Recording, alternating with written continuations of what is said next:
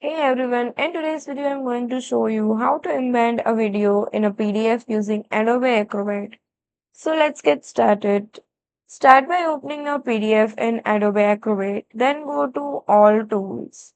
Select in the option at the left corner on your screen and click on View More to see additional options. Now click on Add Rich Media.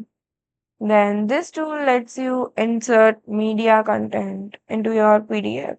Select videos and either drag a draw box or double click on the page to place it.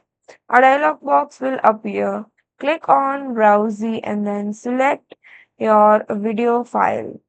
For example, I'm taking this file. Now hit on OK and you can now resize and move the video box. Want it to autoplay or play on click? Just adjust the playback settings.